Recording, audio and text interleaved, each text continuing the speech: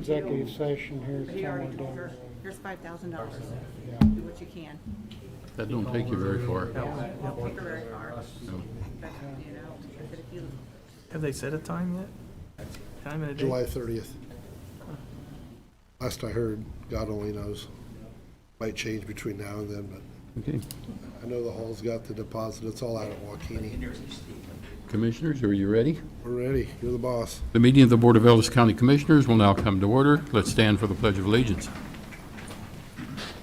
I pledge Allegiance to the flag of the United States of America and to the republic for which it stands, one nation, under God, indivisible, with liberty and justice for all. Bobby, could you call the roll?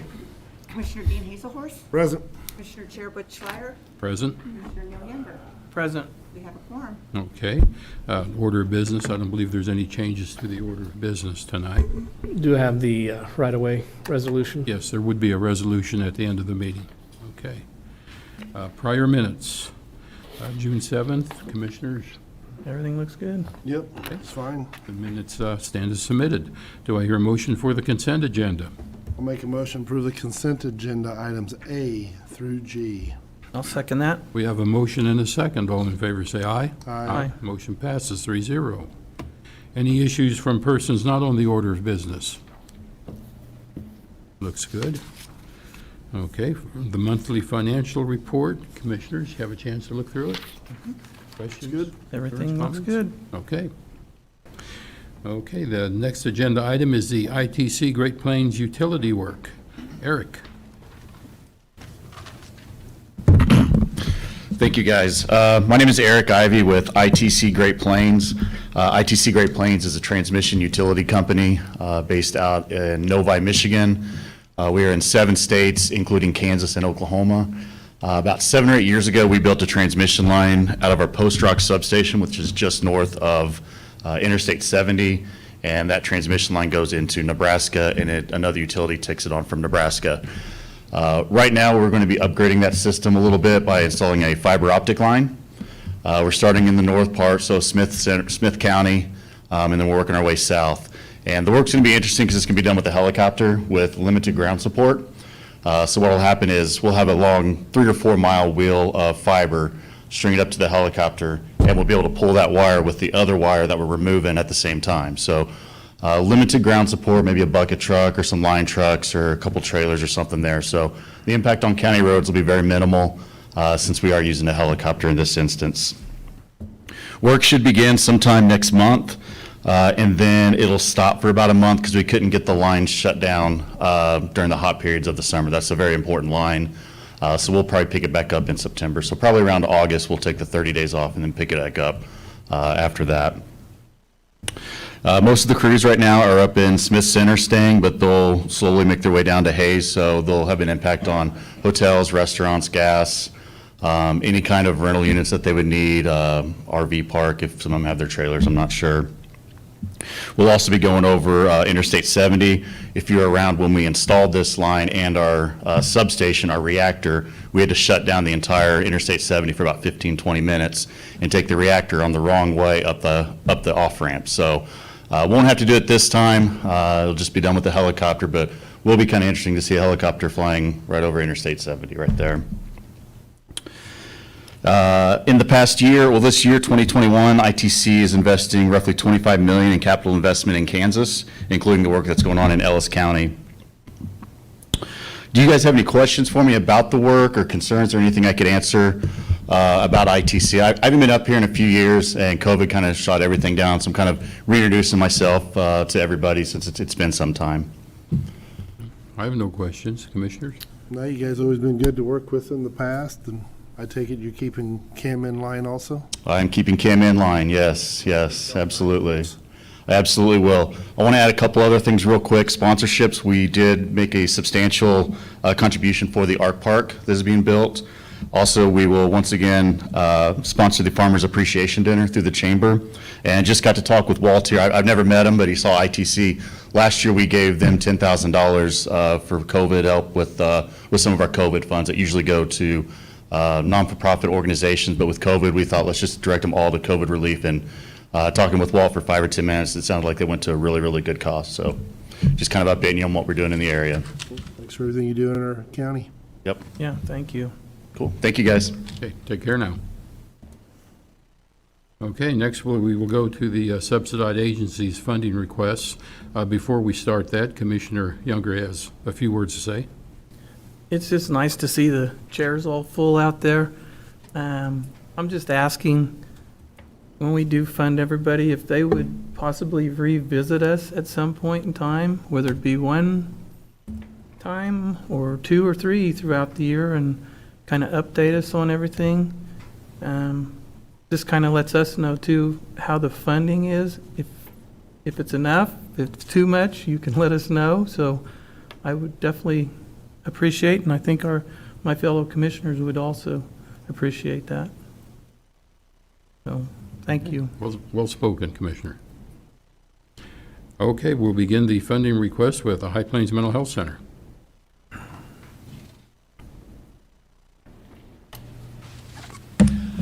Good evening, Commissioners. Walt Hill, I'm the Executive Director at High Plains Mental Health. It seems like I was here just a week or so ago with our annual report.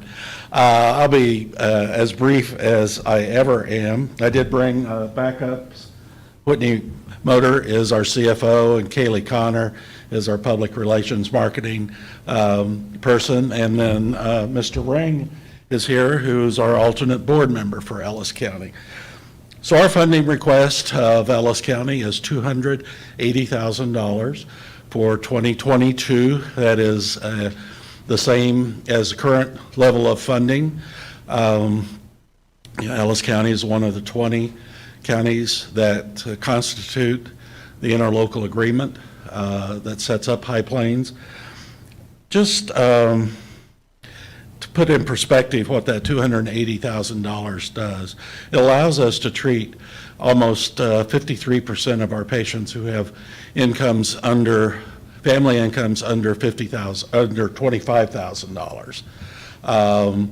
The county's contribution is 6% of the total cost of services delivered to Ellis County residents. Last year we delivered $4.6 million in services to Ellis County residents through 32,500 hours of services. We saw 5% more patients from Ellis County. It was a pretty significant increase, probably one of the larger increases among all of the counties.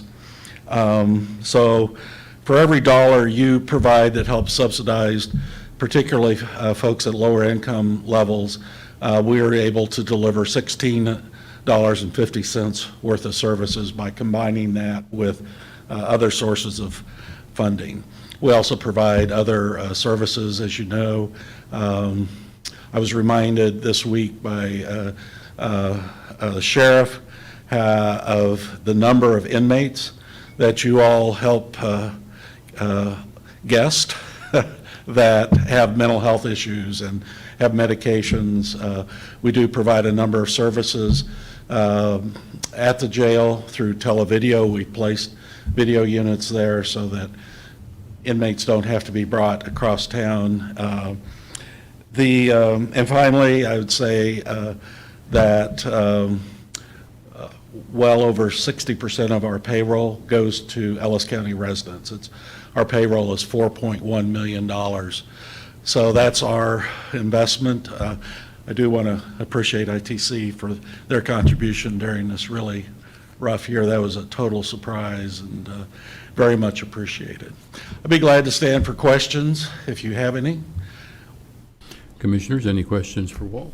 I really don't. He does a good job every year presenting, and thank you for all you do for the community. It's a very well needed service. Thank you. Thank you for everything. We will be back. That's a great idea. Thank you. Try to come back. We don't want to bug you, but we'd like to keep you posted on how things Yes. are going. Appreciate Okay. that. Thank you. Thank Walt, you. thank you. Thank you. Okay, the next budget request will be from the Western Kansas Child Advocacy. It's a little bit of a mouthful. I'm Tony Burnett. I'm with the Western Kansas Child Advocacy Center, and it wasn't quite a week ago, but it was a few weeks ago that I was here. We are here, of course, to do our annual request, small request, $5,000. We are, for anyone who may not know, an organization that fights child abuse. We work almost exclusively with child sexual abuse. In the last year, here in Ellis County, we worked with 42 children doing interviews. We had 95 children that we did advocacy with, and then we had 32 therapy patients. Those are the three core services that we provide. We do interviews in cooperation with law enforcement. We do advocacy for the families to help get them connected to the services that they need. And then we do therapy with the children to help them overcome this terrible thing that they've experienced. For the last several years, I think you've funded us pretty close to this level, around $4,500, and so we're asking for a very small increase.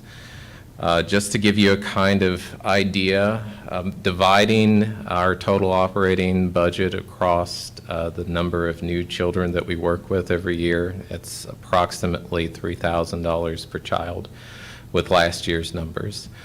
COVID, of course, actually impacted our numbers a little bit with a lot of schools and public places closed. It was more difficult for people to recognize abuse in children, and so there were fewer reports.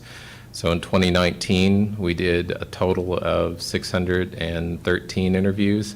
In 2020, we did 505, just to give you an idea.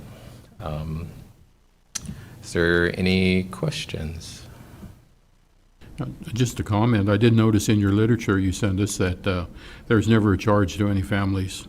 That's correct. And that's good. We don't charge families, we don't charge law enforcement, and you know, first of all, our clients are children, and then second, it's a very difficult thing to be going through, and we feel that the work that we're doing trying to help these children it's so important that we wouldn't want to create a barrier for them to receive that help, which is why we do not charge. Mm-hmm.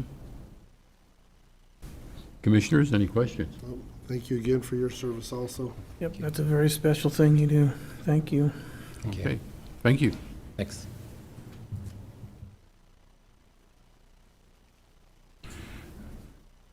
Okay, the next budget request will be from CASA of the High Plains.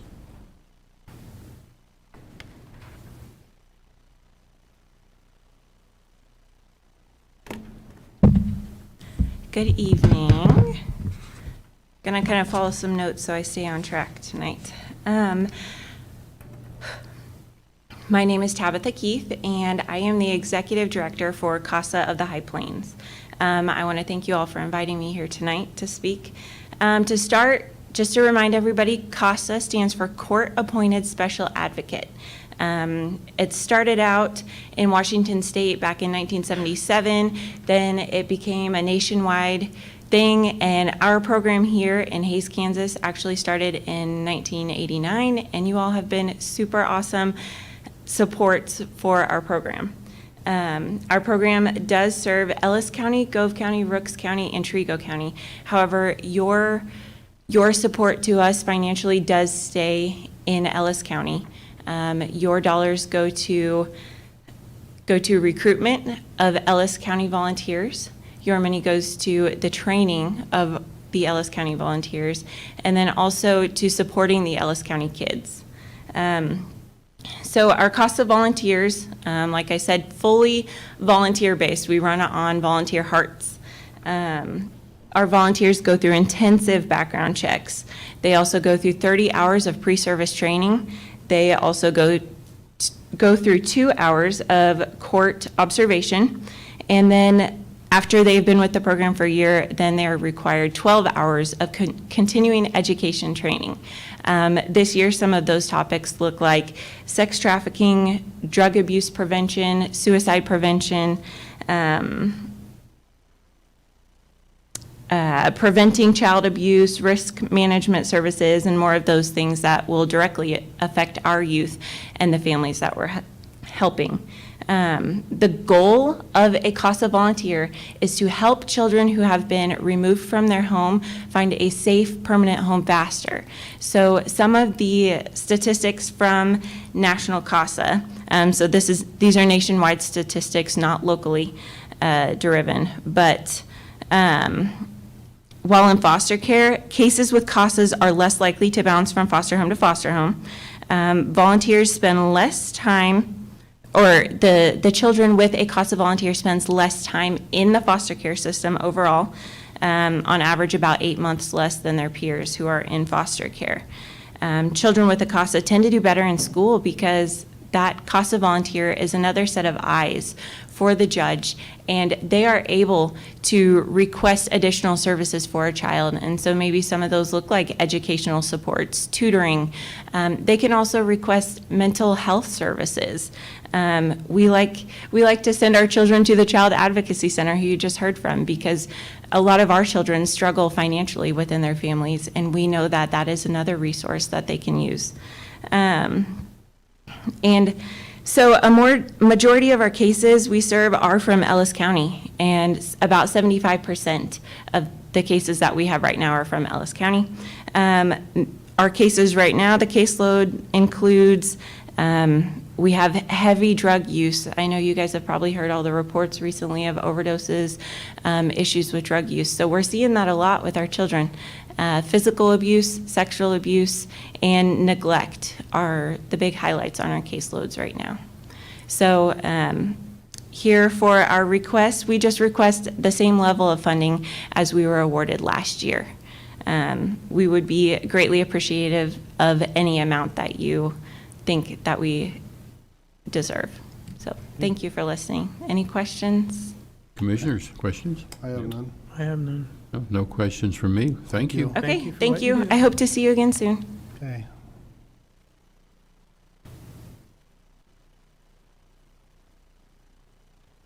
Okay, the next budget request will be from the Hayes Area Children's Center. Bring the microphone down a little bit. Hi, I'm Jennifer O'Borney. I'm the coordinator for the Part C services at Hayes Area Children's Center.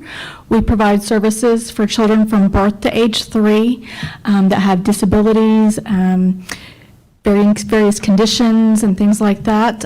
We provide speech therapy, physical therapy, occupational therapy, social, emotional, educational, nursing services for some of these infants that kind of get born a little bit earlier.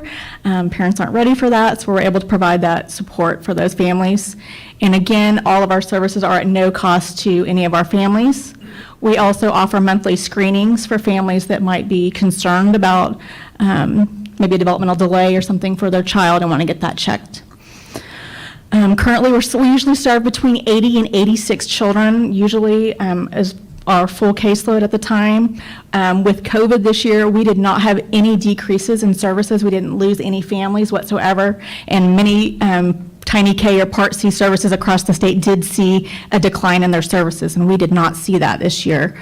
We also, when COVID was hitting, right before it hit, we didn't know we were ahead of the game, but our program was awarded the Best Practice Award from the Kansas Health and Environment for our practices using teleintervention. We were using it before the whole world started using it.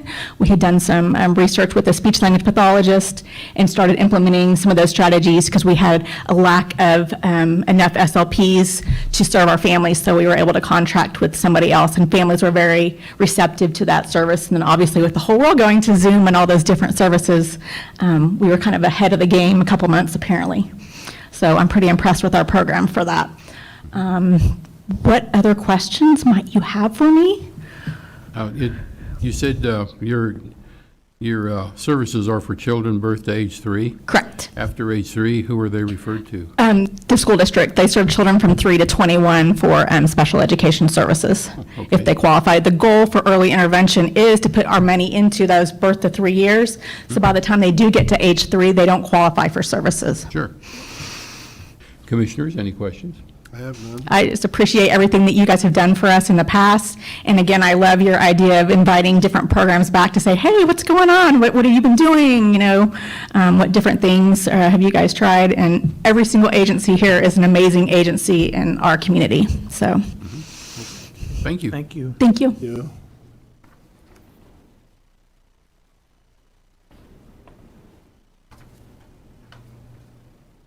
Okay, the next budget request will be for DSNWK.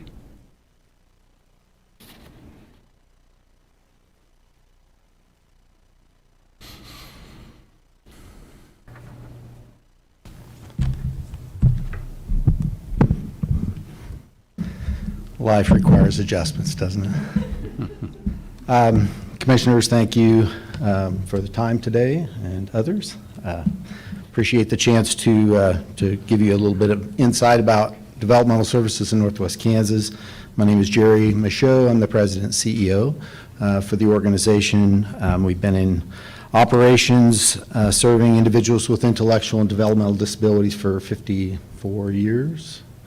But that service and that service network, we serve the 18 counties. Ellis County is by far the largest, we have the largest impact right here.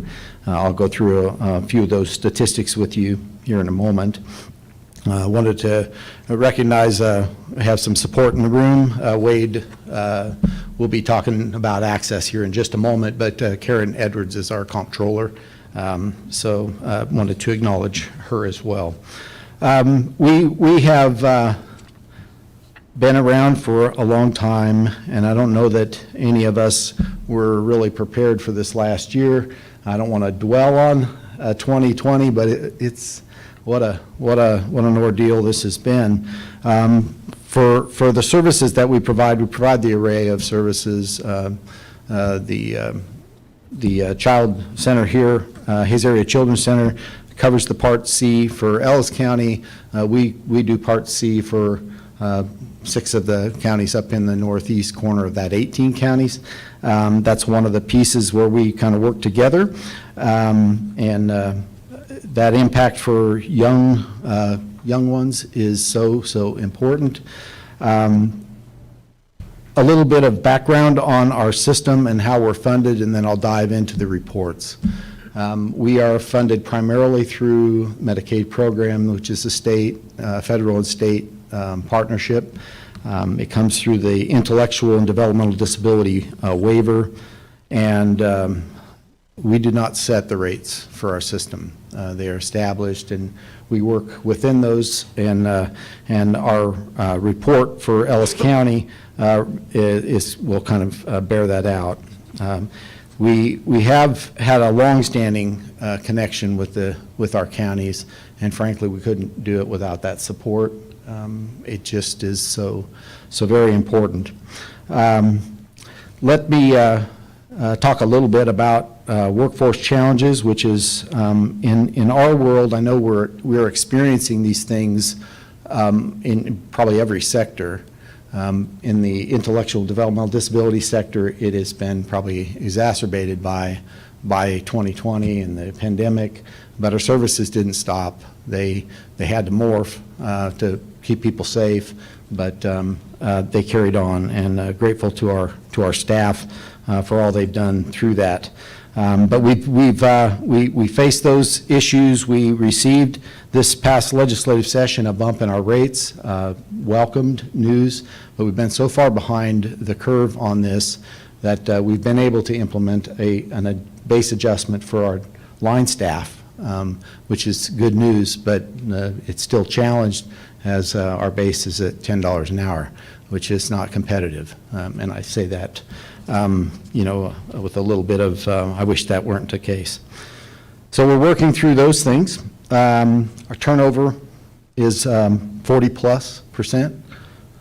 We have 42 open positions. So that workforce is it's a real issue. And so we have a lot of folks that are pulling for that. You compare that with our unemployment rates. I believe it's for Ellis County, it's 1.9%. That means there's just not a lot of folks that are available in the workforce.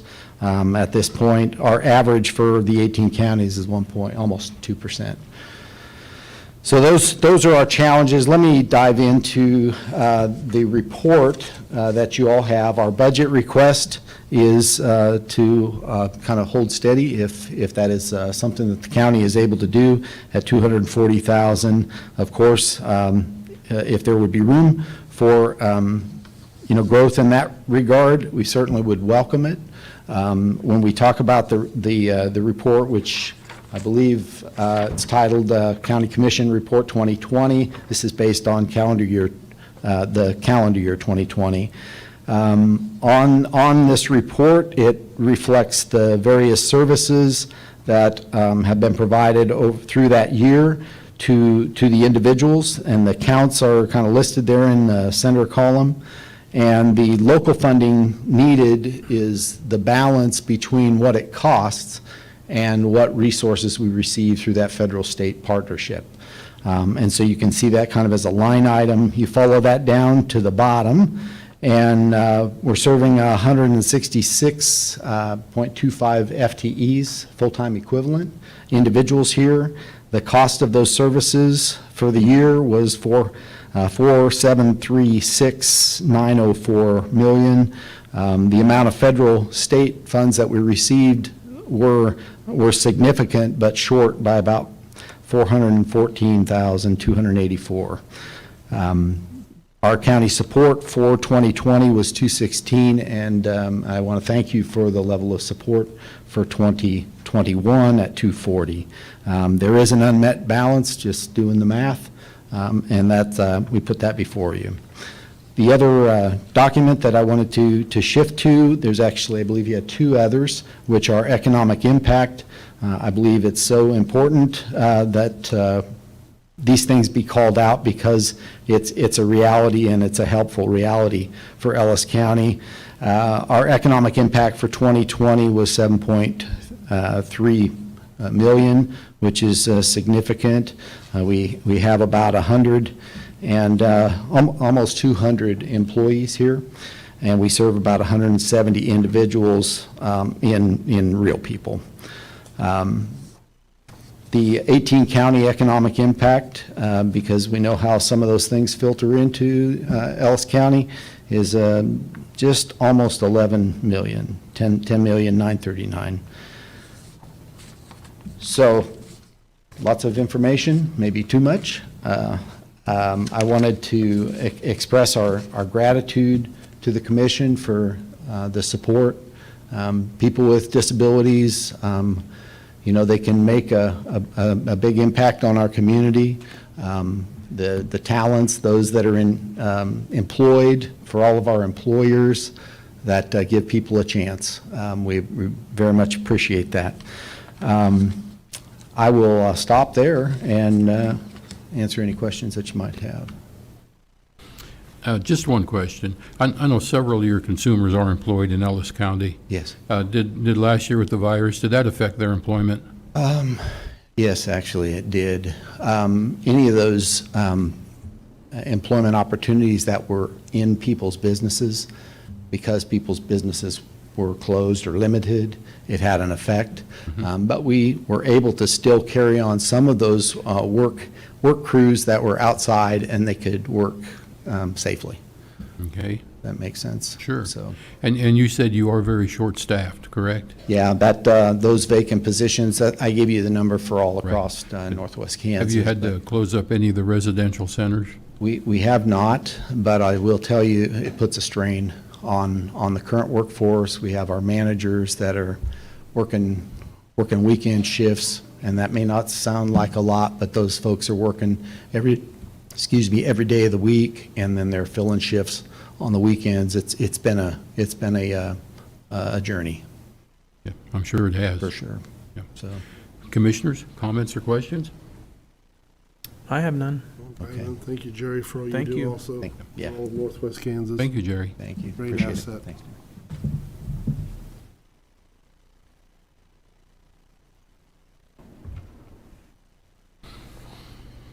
Okay, the next budget request will be from the Access Public Transportation.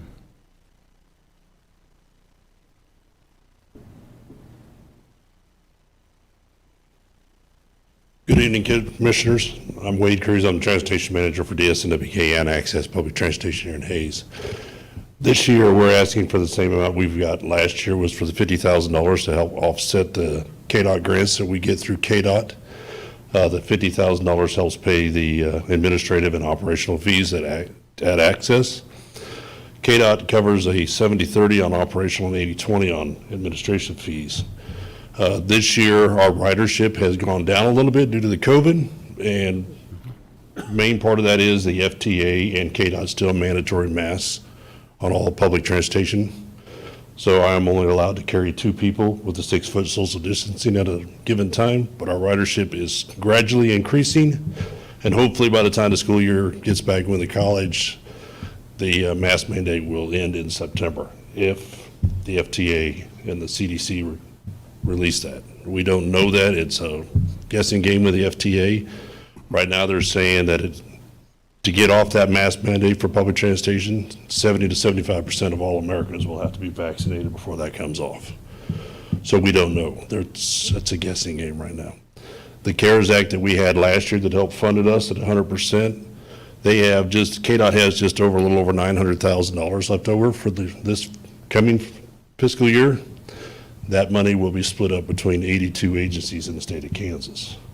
So there's not that much left in there for CARES Act. That money will probably run out sometime between September and November, KDOT is telling us. So then we will be back to the 80-20, 70-30 split. So hopefully things can get better where we can start providing more rides to our clients.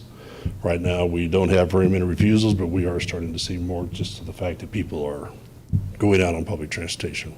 So I have nothing further. Does anybody have any questions for me? Yep. What is the cost to ride the Access van now? $2 for the in-city rides, $4 for county. Okay. Do you anticipate those costs to go up with the rise in cost in fuel? No, we do not participate. We just did that. We just raised our rates a couple of years ago. KDOT asked us to raise our rates because we were one of the lowest in the state. Right now, we're still one of the lowest, but I don't foresee me changing that policy right now. I think $2 is fair. I know the cab companies are $5, but I think $2 is more than fair. Good deal. Okay. Any questions, Commissioners? I have none. That $4 is cheap to go anywhere in the county. I mean, Yeah, we do county runs 3 days a week, Monday, Wednesdays, and Fridays. hey, thank you for what you do. Sure. So, thank you, sir. Thank you for signing this, by the way. You bet. Okay. The next budget request is from Grow Hayes.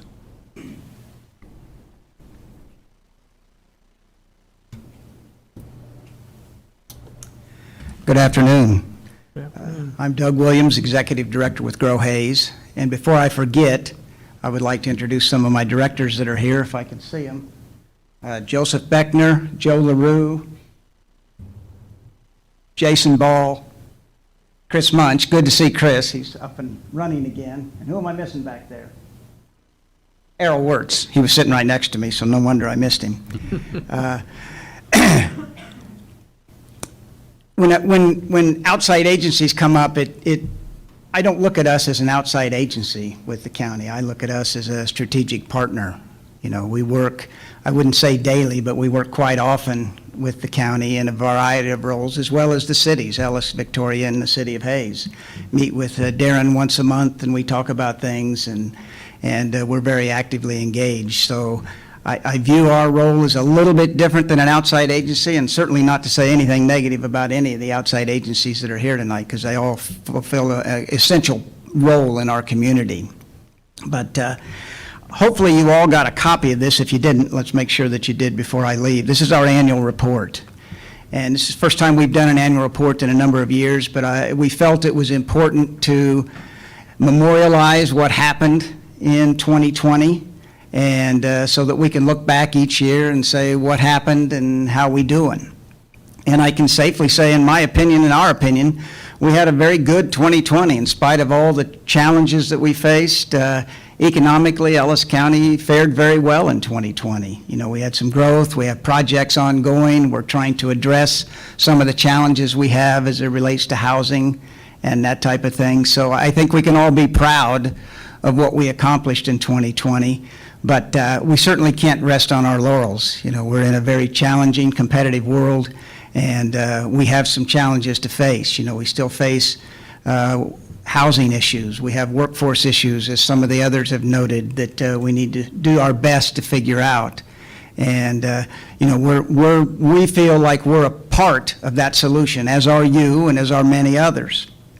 One of the challenges I think we have as an organization is that we have not had the investments in economic development in our community that allow us to maximize our potential. And I look at, you know, one of the things I get to do in this role is travel around to some regional meetings and that type of thing, and I see how other communities fund their economic development and what their achievements are, you know, what the results are.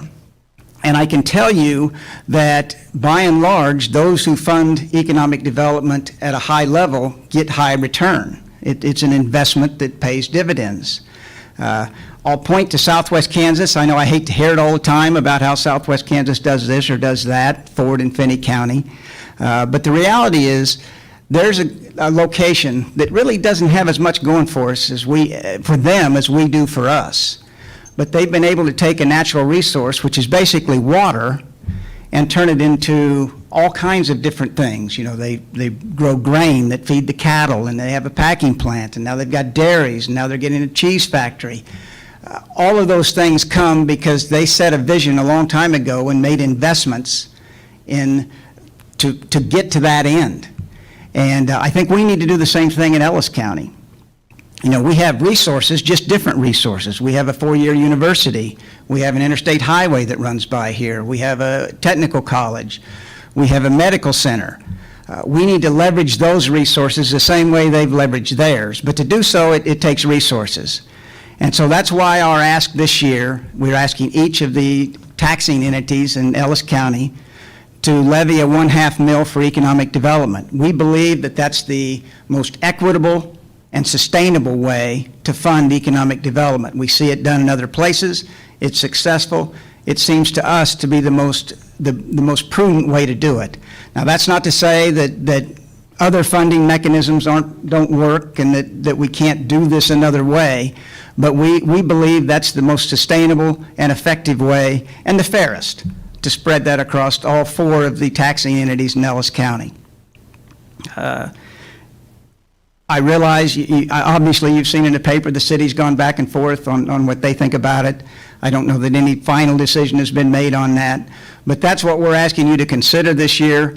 Either way, whether it's through a dedicated levy of a 1/2 mil or some other method, we are asking for sufficient funding of economic development so that we can achieve what this community is capable of achieving.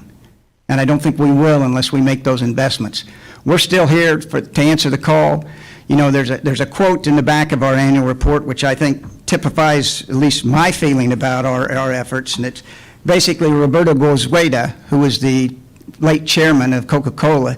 He says, at the end of every day of every year, 2 things remain unshakable: our constancy of purpose and our discontent with the immediate present. Meaning, we're never going to be satisfied, but we're always going to be striving to achieve our mission and our goals. And that's going to be the case, and we ask for your help in doing that. Any questions? Commissioners, questions? Not really. I did talk to him this afternoon a little bit. We had a conversation and touched base on that, but I think it's something we need to step up and fund at a higher level than what we have in the past. So something we'll have to discuss, I guess, at future meetings, but. Yeah, I think the 1/2 mil, it's debatable amongst the board if we should go that route or not. I guess the question I have for you, if we were to give you a 1/2 mil, that's a sizable increase. We're going to get pushback from taxpayers. Right. What are the taxpayers going to see?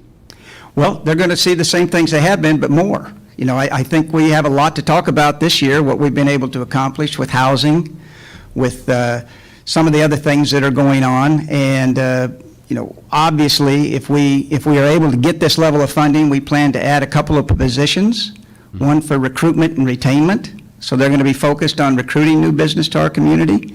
Not that we aren't now, but we got to step that up. You know, this is a time when other businesses are looking to expand.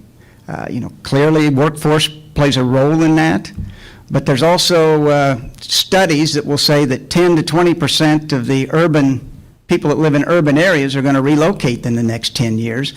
How do we get more of them here? How do we get our retirees to stay here, but also recruit other retirees, which is why we're looking at this retiree community, this community center, some of those kind of things. So we're going to help businesses expand. We have a local distribution company that's going to be doing an expansion out behind Glassman Climate Control. That's going to be an additional considerable structure located out there with taxes that they pay. So those are the things we're going to do. I'm with you, Commissioner Schleier, there needs to be a return on investment, absolutely, and we plan to deliver that. We feel like we are now, but we understand a bigger investment requires a bigger return. Sure. Commissioner Younger, any questions?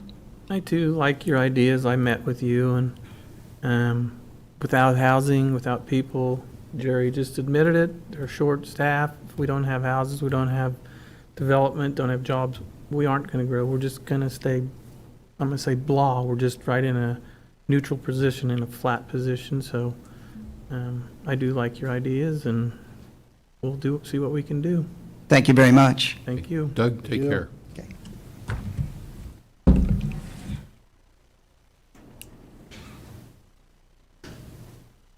Let me get to the next one here. Conservation.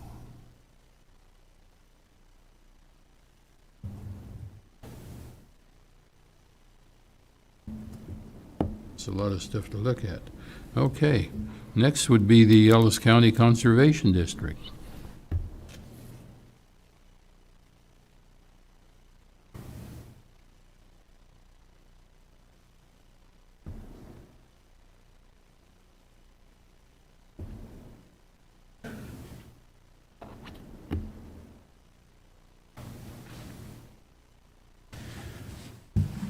Good evening.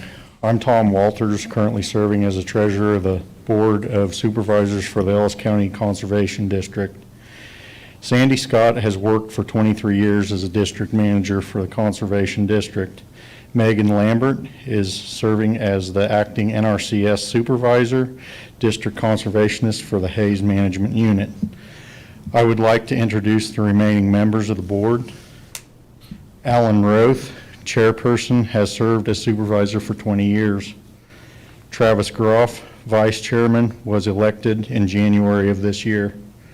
Brett Schmidt has served for 4 years, and Mary Pfeiffer has served for 7. Landon Leiker has worked for 16 years as a buffer coordinator and district technician. Dominic Pianalto is the wetland easement specialist for the western third of the state. Dominic began his position January 2020 and was unable to be here with us this evening. I have served as a district supervisor for 12 years. Along with serving at the local level, the board members and staff are active on the state and national levels. Alan serves as the Area 1 Director for the Kansas Association of Conservation District Boards. Alan has also been appointed to the Kansas Water Authority on water policy issues, including the approval of the Kansas Water Plan and revisions, federal contracts, administration regulations, and proposed legislation. Sandy serves as the area representative and vice president for the Kansas Association of Conservation District Employees Organization and is a member of the KACD Endowment Committee. Landon Leiker serves on the Big Creek Middle Smoky Hill River Watershed Advisory Committee. The district's main purpose is to get conservation practices on the land. These conservation practices are a benefit to everyone with an impact on water quality improvement.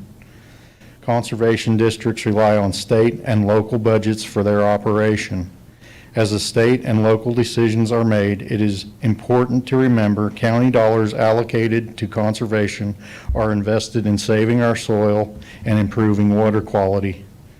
The Conservation District administers cost share funding for the county commissioners, the Conservation District, and the state of Kansas for cost share programs to assist producers to install best management practices. In 2020, these programs financially assisted in the installation of 169,198 linear feet or 32 miles of terraces, 1,568 linear feet of diversions, 23 acres of waterways, 26 acres of critical area seedings, 181 acres of rangeland plantings, 1,767 acres of prescribed grazing, 4 acres of field and farmstead windbreaks, and 980 acres of cover crops. District programs include the Ellis County Cost Share Program, which is part of our budget request. Other cost share programs include the Terrace Enlargement Program, Ellis County Supplemental Program, and the Windbreak Program. State programs administered by the district include State Water Resource Cost Share Program and the Non-Point Source Control Cost Share Program. Along with the county, district, and state cost share programs, the Conservation District assists with the NRCS with the Environmental Quality Initiative Program, EQIP, and the Conservation Stewardship Program, CSP, which is our multi-year contracts.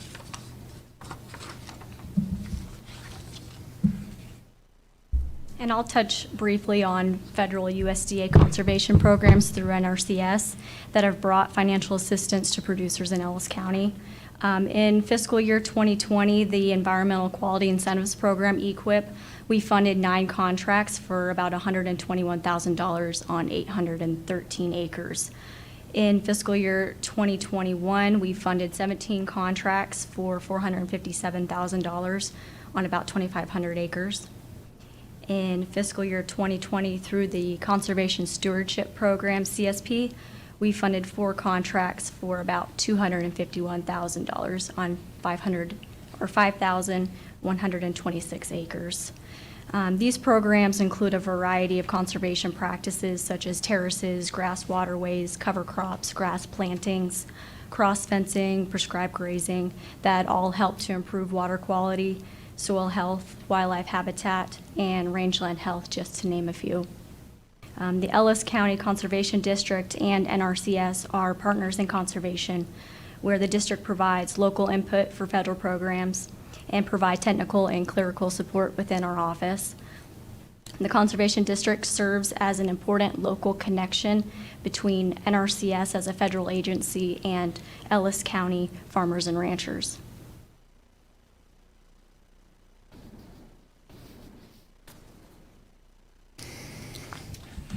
The good thing is this money coming into the county, and for the most part, is spent locally, putting conservation on the land and updating management practices and equipment.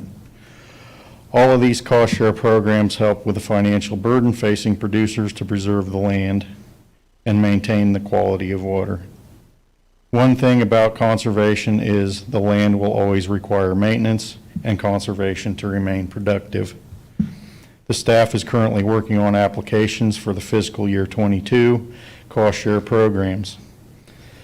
The Conservation District is partnering with the Kansas Department of Agricultural Division of Conservation to employ a wetland easement specialist. Over the past year and a half, Dominic has completed 9 fiscal year 2017 through 19 carryover wetland restoration project management plans. These were projects started but had not been completed.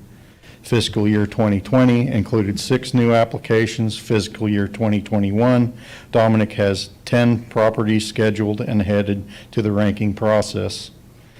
Ongoing activities include 20 off-site monitorings, 2 new agricultural land easement applications for approximately 7,000 acres. The Conservation District also provides conservation education opportunities for youth and producers. Kids in Ag Day, water festivals, and Wacky Day provide conservation education to approximately 1,000 students in Ellis County and neighboring counties. A Conservation District newsletter is distributed to 1,800 farmers and ranchers each year. The plat book for Ellis County, which was originally printed in 2016, has been updated. The plat books are available for sale at the Conservation District office. The Conservation District receives the maximum amount for the state matching funds based on the amount of funding received from the county. This is a huge benefit to the operation of the Conservation District. The Conservation District looks forward to working with local farmers and ranchers in the years to come. Along with this, the Board of Supervisors and the staff of Ellis County Conservation District would like to thank the County Commissioners for their interest in the activities of the district. Our total fiscal year 2020 budget requests for $10,050 for the Ellis County Cost Share Program and $61,896 for district operations, for a total of $72,646. Last year, the Ellis County Ellis County Cost Share Program was reinstated, which gives us more program to offer the farmers and ranchers assistance for conservation practices. The requested increase would help with operating expenses such as salaries and office expenses. Again, thank you for your consideration of our budget request. I would entertain any questions. Just a clarification, you are requesting $72,640 in total? $646, yes, sir. Oh, yes, $646. Yes, sir. Okay, which is what you were awarded in 2019? Yes. Okay. Commissioner Hazelhorst, any questions? And I think Landon wanted to speak back there, didn't he? Didn't you want to speak, Landon? You're good? Oh, I thought when you were away. Oh, okay. He's a better speaker than me, that's for sure. That's the way he was sitting back there, he was wanting to speak also, so. So I'm good. You guys do a good job with what funds you have, and works great for terraces and windbreaks, all the above. Well, and I think the main thing is, you know, water quality, definitely first and foremost, and also maintaining the land itself. Neil, do you have any questions? Landon and I had talked with the big rain that we had in Munger, and we both almost said at the same time that good thing it wasn't conventional till coming off from the west. Otherwise, we'd have really got flooded. So I do see a and need. there has been challenges the past years with all the wet weather we have been having. There's been a lot of challenges out there. Moisture is good. But yes, moisture is good, yes, very much so. Okay, thank you. Thank you. Thanks. Thank you. Thank you both.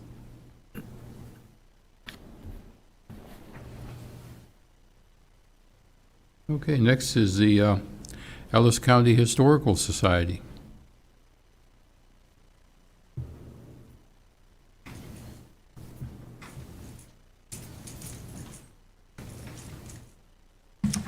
Good evening, Commissioners.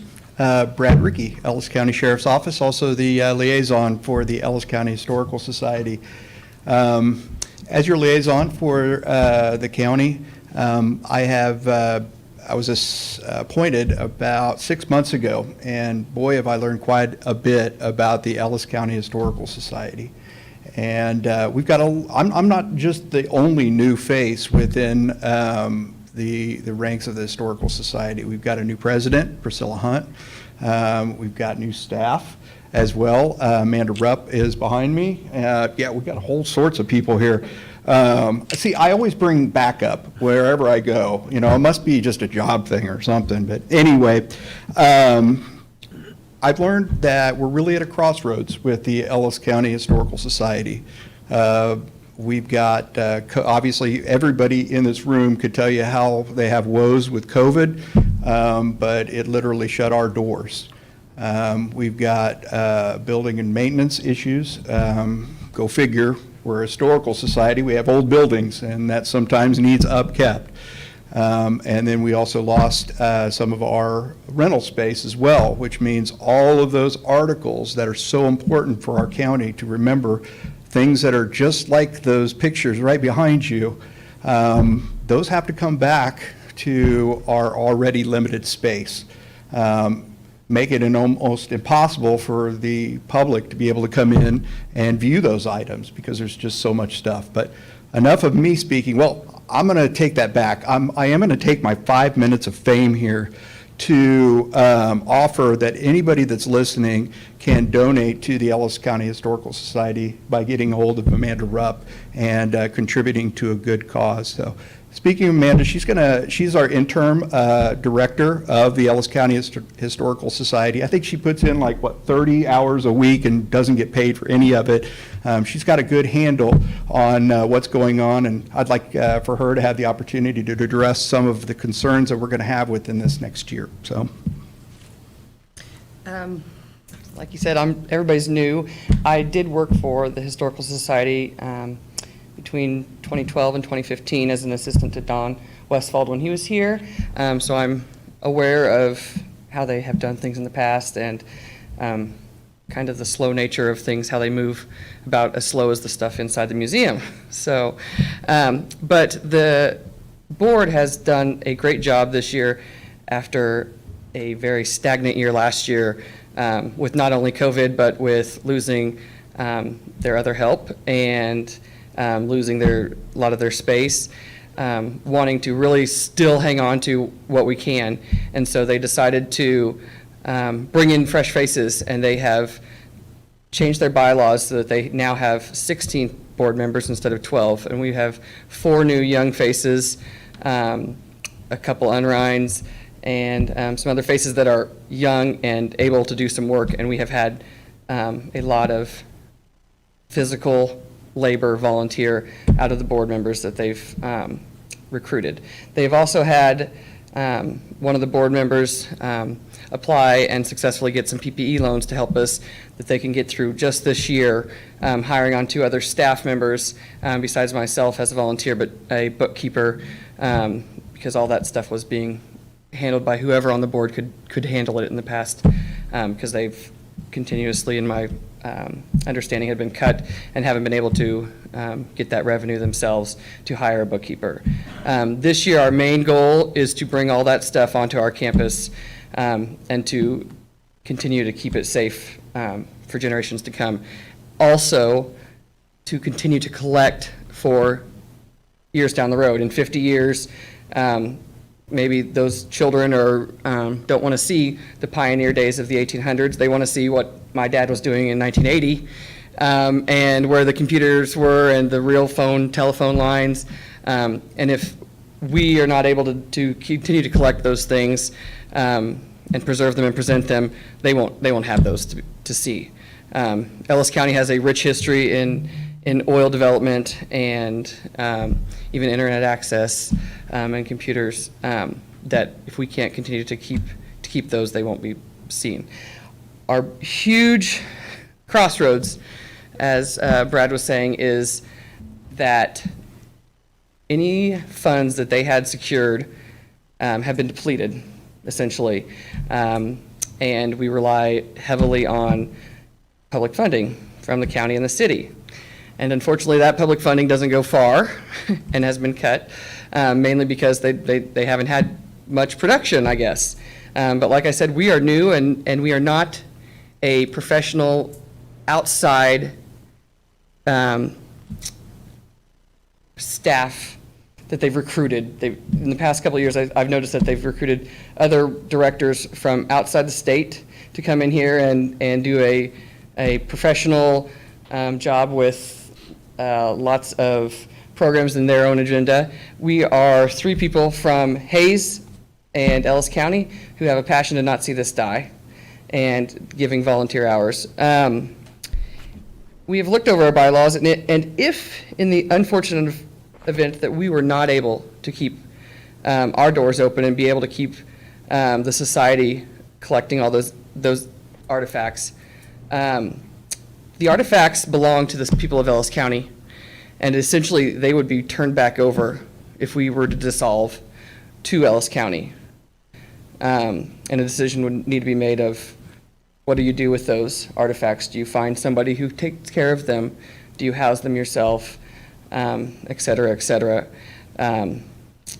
You'll have other opportunities to do with them as you please that the Historical Society does not do, because we take a vow to collect and preserve them. I hope that everybody on this board doesn't want to see that happen. doesn't want to see it get locked away, put in a storage, or distributed to other places. And I know that it's maybe a tough subject to approach when we've been shown not to be as productive in past years, and I don't know personally the previous administration, so I'm not blaming anybody here, but I'm just here to say that we are new, and we have a passion to hold this going forward, but right now it's at basically a restarting point because our museum building is closed. Our archives are spread apart. We still have people that come in to do family research and other projects, but as part of being part of the community and showing our stuff, we're not able to do that at the moment. The staff and I, for the next year, our main priority is to get that stuff under control and to have a plan of where to show that stuff and how to get back in the community. But as we've been on since maybe March 1st, we don't have that plan in writing for you today, besides just some basic needs of ours.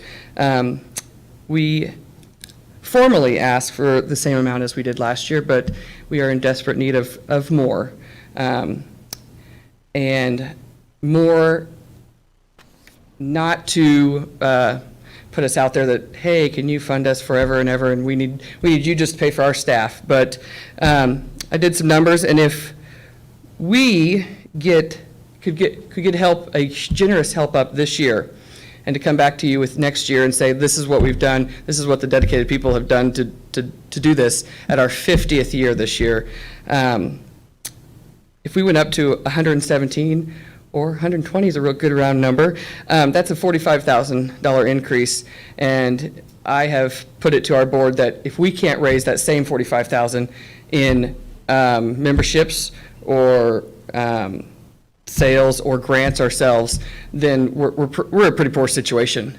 So if we can't do the exact same that we're asking someone else to do, then we shouldn't be asking for anything. But that's what we're asking for, and we appreciate anything that you guys can give us, because I know that we're important. I think we're important, and I think it's a love of mine, but it's obviously not as big stuff as the people that have presented before me. So, do you have any questions? No, or do you have I anything want else to add just one last thing. Amanda mentioned the 80s. I've got a boombox and some parachute pants. I'm excited now that I'm going to be able to donate that stuff. No, I just wanted to touch on some of the highlights that we are at a crossroads. We're going to require additional funding, but we as a group, as a board, need to decide what exactly we need. And I think that time is what we're going to utilize this next year. I think we would be comfortable with the $72,000 that we've requested of you, the same amount that we requested of you last year.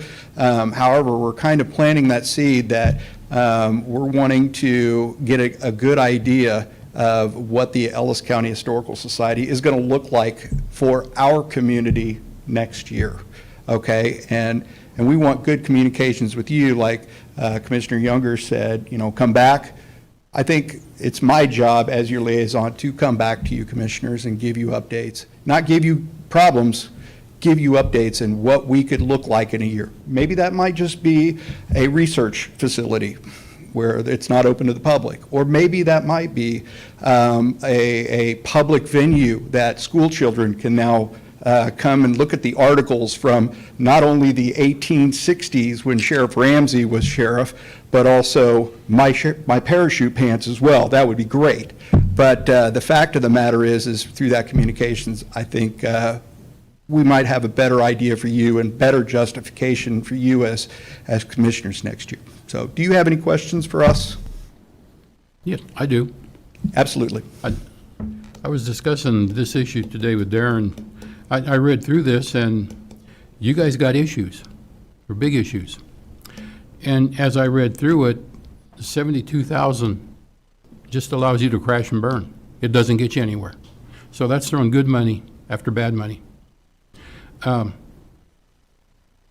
much do you need? And that's something that we have addressed. I've addressed with Amanda.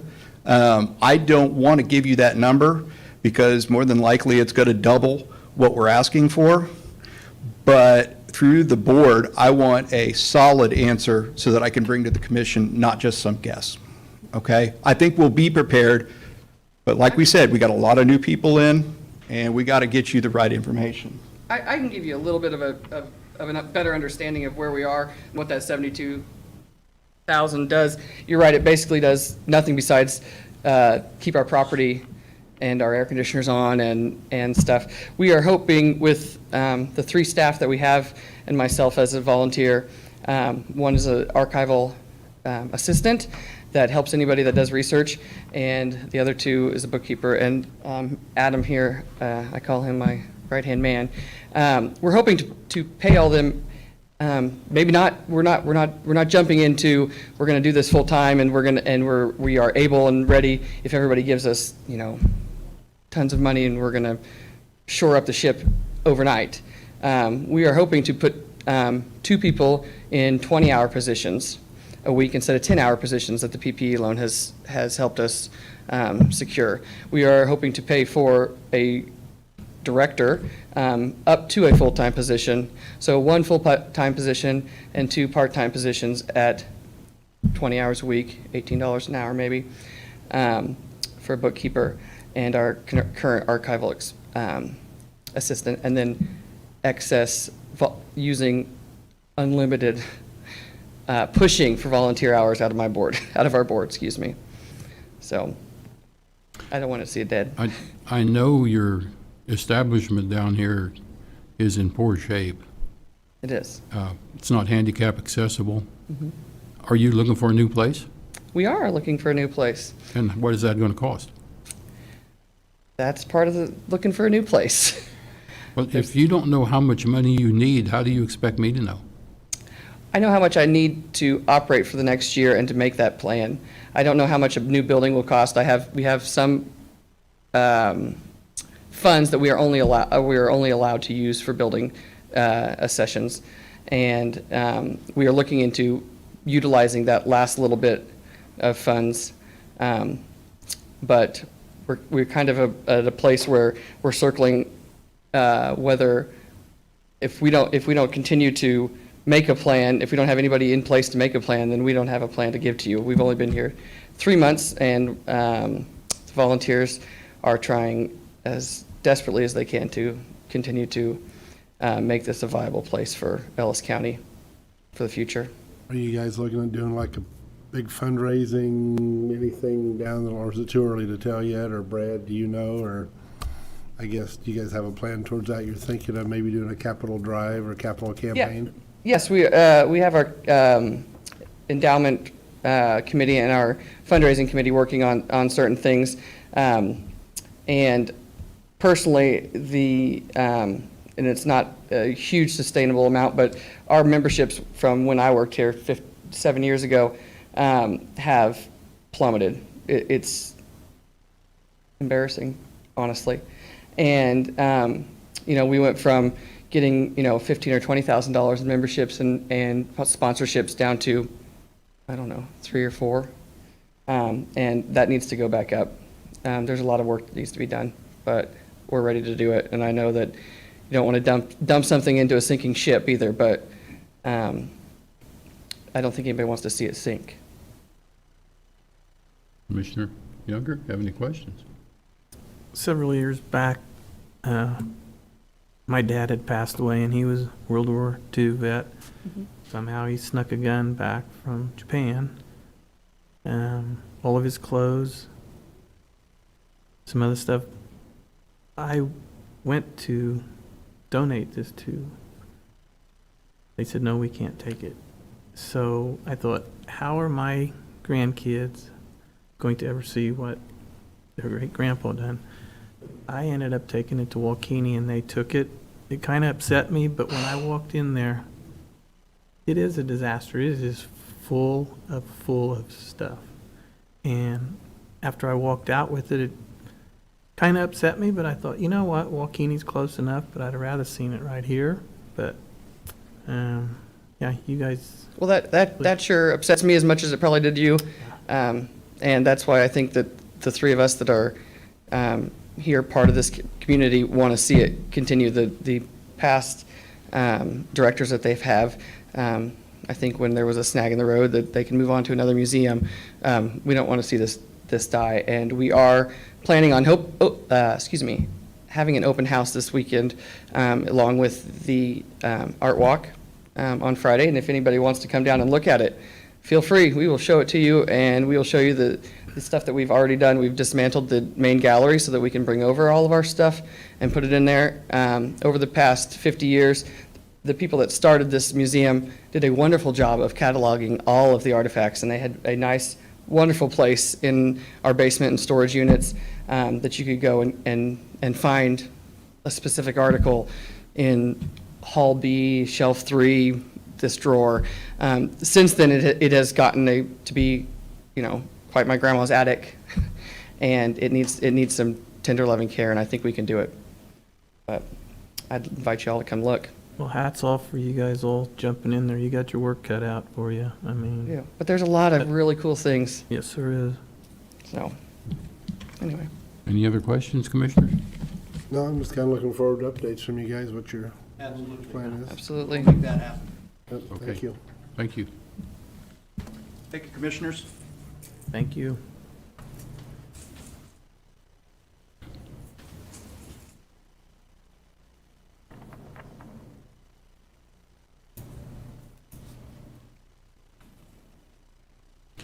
Okay, next is going to be the Ellis Alliance Association.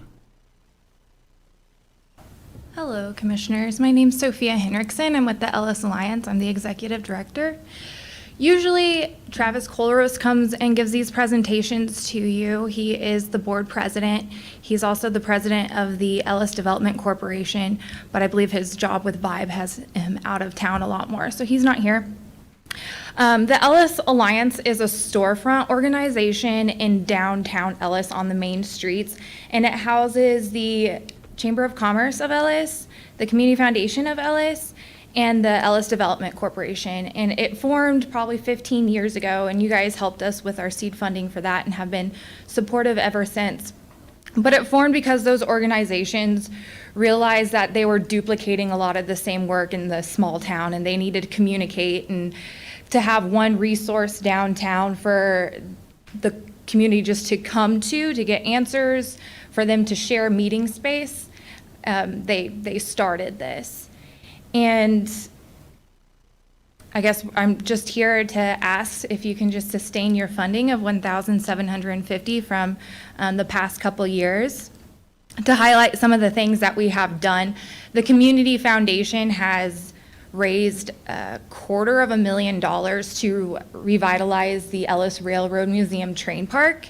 If you're not familiar, there's that 1950s aero train that was brought to the city of Ellis. And they refurbished the engine and redid the whole train park, and is very beautiful down there. We've gotten lots of compliments. And so that's a tourist attraction that our office and the Community Foundation has helped to revitalize. They also give out grants to nonprofits within the Ellis School District. So we've helped with things recently, such as the Ellis Rec get benches for their ballparks, some beautification at the fairgrounds in Ellis. We've done some street murals with like Ellis Pride. The Chrysler Museum, we've helped them with upgrades. We helped with a garden project for Good Sam's residents, and another program, one of the nonprofits in the area wanted to put bike racks up, and the foundation helped support that. So we just continue to give back what's given to us. The Chamber, they are thriving with their membership. They have 70 members, business members for the small town of Ellis, which I think is quite impressive. We do a Chamber Bucks thing, so we do take local money, and I'm reimbursing checks every week for people who are spending money locally in Ellis. The Ellis Chamber has been very focused on kind of just putting on events that bring people to the city of Ellis, get them out of their house to downtown, and they do a lot to try to get people to think to shop locally at the Ellis businesses, which in return does help with the tax revenue coming back that way, and also with helping the small businesses. I also, with just being downtown, I also become very helpful with the tourism committee. I help with things such as make sure our museums and businesses who want to be listed in the Kansas Tour Guide are listed there. I've done different things such as helping museums apply for grants. We've done, one thing I think that we're really proud of recently is I was hired into position of March of 2020, and then there was just a vacancy there, so there was extra funding that would have gone to wages. And so at the end of the year, when they realized they had extra funding, they gave that back to the city and to the chamber and to the tourism in the essence of helping to repair a billboard. Because of COVID, the chamber, who relied a lot on events, didn't have their events, so they did not have the funding they needed to repair the billboard because it was under the chamber's name, and it was just an eyesore for Ellis County on the interstate. So the Ellis Alliance then took that funding to help repair that billboard, and then the city of Ellis, with their tourism dollars, they will wrap it to promote people to stop in the city of Ellis. So those things become possible because of the Ellis Alliance being downtown and helping people to cooperate and be successful. I'm trying to think what our mission is. Success through cooperation or something like that. So yeah, we're totally living up to that mission. I shared with you our overall budget just to show you how much we do with as little funding as we have. I work part-time in the office, and it is the most busiest part-time job I've ever had. And I think it used to be a 30 to 40 hour job, but with just budget cuts in the past, they've had to cut down the hours on the position, but the need to serve the community is still there. So if you have any questions, I'd gladly take them. Yeah, I think you guys do good work over there. Yeah, you guys do. Thank you. Just looking at, your community foundation, your chamber and develop, you got a lot of good people on there, a lot of go-getters. I know a lot of them, so you got that going for you for sure. Yes, thank you for recognizing that. I would like to say that the city of Ellis has very active volunteers, and I really do think it has to do part of a lot of people just care about Ellis who live there, but having the Ellis Alliance downtown just helps keep them productive and on task. Because I also think if you don't have those engaged volunteers in a small town, your town tends to go kind of stagnant, and Ellis is not doing that. They're pretty active over there. Question? Well, keep up the good work. You guys do a nice job over there. Yep, Thank you. Absolutely. You do. Thank you. Okay, next is the Council on Aging.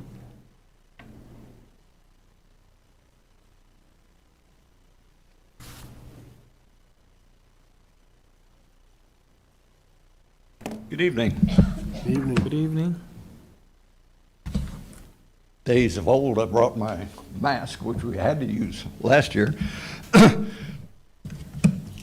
I'm Warren Winholtz, chair of the council, which you know because you appoint the council, and the other persons that you have appointed are Ilona Patterson from Victoria, Jolene Nierenberger from Ellis, and Mary Sauer from Hayes.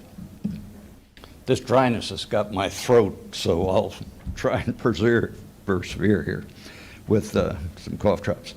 Thank you for the invitation to come and present this material, and thanks for your support for these most worthy agencies every year. They reach out to people of need, truly. As we sit every year and listen to their stories, we're overwhelmed by what they do for Ellis County. I appreciated having been able to work with Darren Myers on this. This is the first year that a county administrator ever sat through and participated in our meetings. And we very much appreciate that guidance of his. Last year, while he was an interim administrator, he did conduct the phone services because we had to meet over phone with the agency, so we appreciate that. And Butch, you know, my career was in administration, and so I feel like I can really make a judgment call and say, you've got the best there is right here. I believe, we believe so. Looking forward to working with him in the future.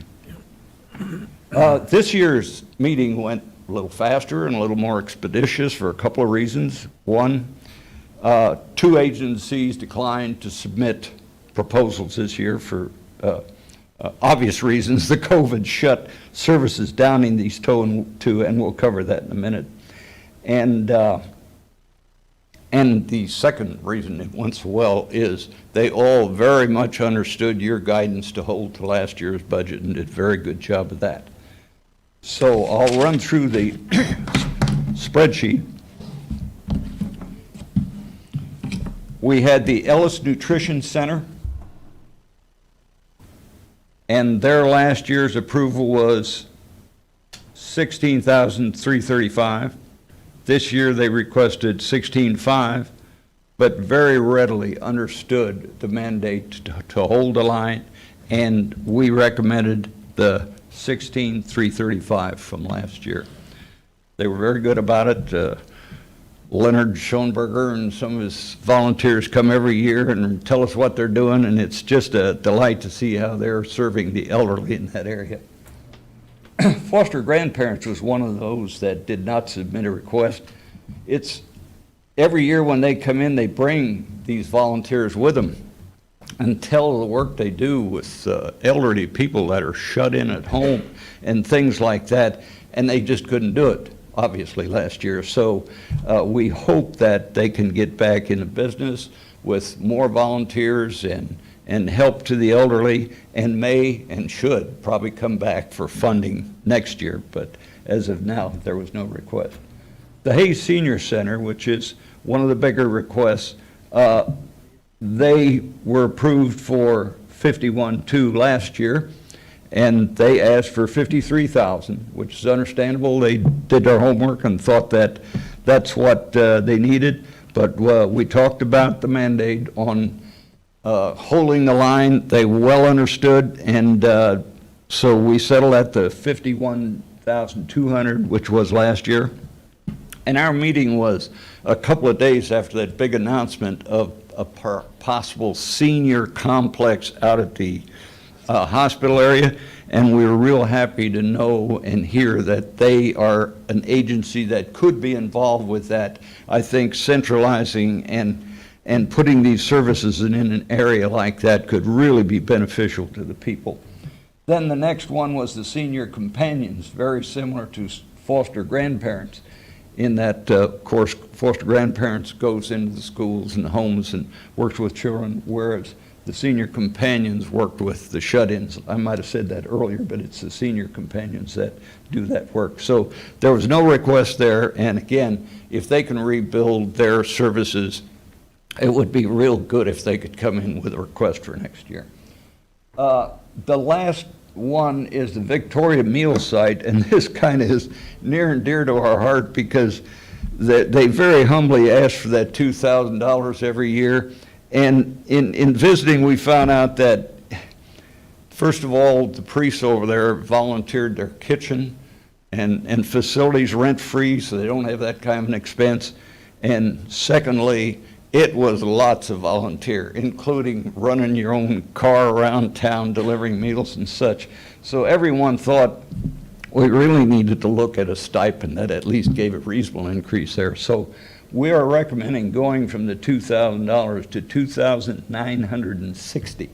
And that $960 additional is a combination of stipend for these people's time and car expenses. So requested $86,500, recommended $85,495, and this is our report.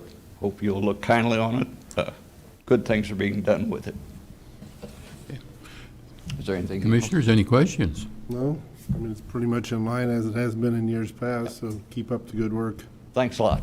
I know the senior citizens are vital to Ellis County, and we need to give them consideration. Yeah, and that's what this is all about, so we sure appreciate your support.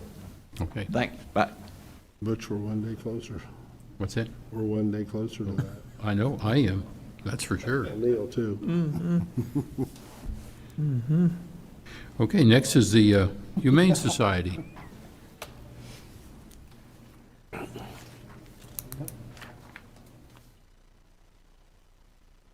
Hello, I'm Jessica Freeb. I'm the assistant manager at the Humane Society of the High Plains. Betty Hansen is normally the one who comes to make this request, but she is on temporary leave for the time being, so you're stuck with me.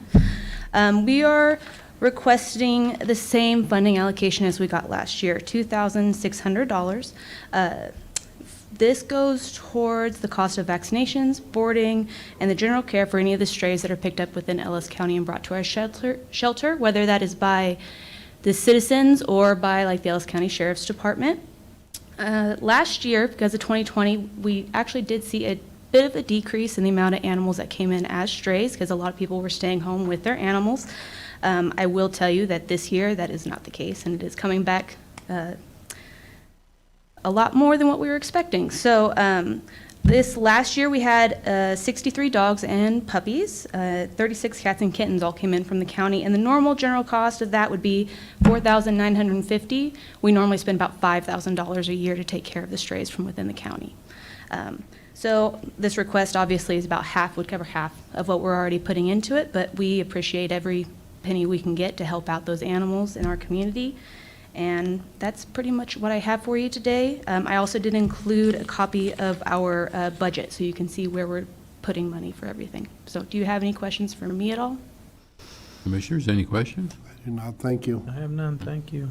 No, I have 2 rescue dogs at home, and they're good. Good. We I'm glad to also hear it. have a rescue cat, so yeah. Yep, it's always good to have them in your home, that's for sure. Don't know what you do without them, so. All right, well, thank you very much for your time. I do appreciate it, Thank you. gentlemen. Have a Thank good you. day. Okay, next is the Center for Life Experience.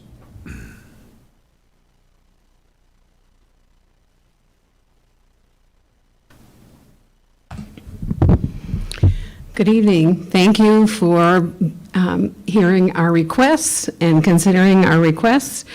As you all know, I think, but I will introduce myself. I'm Ann Leiker. I'm the Executive Director of the Center for Life Experience that has been in existence as a faith-based sponsored agency from 2001 to 2018. From 2018 on, we have been a community-based funded entirely through grants and funding from the city and county and other local donations. And so I have been a social worker in this community since 1986, starting out with St. Anthony Hospital, Hayes Med, and going forward. And having been working with this mission, which is to provide and build communities of hope and healing, which is what the Center for Life Experience does for 20-some years. And years when I come and I hear about the needs in our community, as the founding charter member of First Call for Help, I realize how much our community needs help and support, and thank you for the help and support that you have given to the center to keep us going. This last year, and I have to laugh because I've talked to several people, but a comment that I heard was from someone who's been in this community in business for many, 40, 50 years, said of all the years he's been here, 2020 has been the hardest year he's had. And I would agree with that in the 20-some years that that the center has been here, but I would also point out that I don't think we are finished yet with the challenges that are ahead, even though the pandemic is hopefully coming to a resolution. We've lost over 600,000 people in our country. And in Ellis County, we've lost at least, I'm not sure of the current number other than over 80. And for every loss that we have, it impacts immediately somewhere an average of 7 to 8 people, and goes on from there in a ripple effect. And how important this is going to be as a safety net in the next coming year, because right now, people, if you have not felt this yourself, are in a transition. They are anxious to get out. They want to grow our businesses. They want to grow our community. They want to come back to where we were. But they are also dealing with a lot of issues such as depression, mental health, anxiety, all those kinds of things that we serve through a variety of mental health services in Ellis County. And the Center for Life Experience is one of those. But we are very pleased that we also use the approach of being strength-based. We want to look at what our strengths are within our community and within our people to help provide for each other the support we need. But the biggest thing, and it affected us greatly, was that due to the shutdown with the pandemic, we continued our services, we met online, but people were hesitant. Our populations, a lot of them are older, and they are not comfortable with platforms like Zoom and those kinds of things, but we did continue. We did have people participating. And then as soon as the pandemic started to ease and people were more comfortable with coming out, I got requests. We need to meet in person. I need to talk face to face with other people that have been through a loss. And going through the loss of the pandemic is one thing, and losing someone to the pandemic, but we have lost, if anybody keeps track of the obituaries, many, many people otherwise in our community, not necessarily directly to the pandemic, but we have a lot of families that have been affected, both losing children, suicide loss. The state of Kansas is the third in terms of the states, in terms of our suicide losses. And we also see that in western Kansas and Ellis County. And so our Healing After Loss of Suicide is a very significant support. And so it has been a traumatic year. We did survive. And I'm grateful for the support that we received from the CARES grants and those kinds of things. Those are the things that kept us surviving. But we want to keep surviving through this next transitional year, because this is when people are going to start to come out and be with other people. They're going to start to have services that have been postponed for people who have been lost over that last year. They're going to start to be confronted with a lot of the emotions that happen during loss. And a lot of people in our research, we're still continuing our research about the impacts of grief and loss in our community. And we had another social work intern who continued research.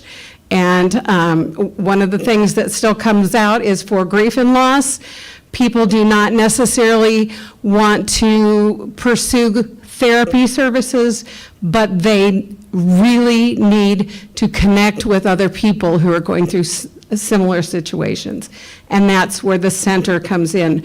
We bring people together to share their trauma, their challenges, and people who are experiencing several similar situations. There is a stigma. Dr. Paul Wolfelt, who's a nationally known person in grief and loss, says we are a mourning avoidant society, and we are. We either get through it fast and we don't deal with it, or we postpone it and we don't deal with it, and then it does come up in other ways in health. So the Center for Life Experiences is here to continue to provide our services as we have in the past year, but we have increased our requests a little bit because this next year is going to be critical for us in serving more people, in reaching out and letting people who need us know that we're there. We are, our group members that are willing to step out in front are now have come forward and said they will be in our 4th of July parades and are wanting to be in our alumni parades and to let the community know through a variety of ways that we're here.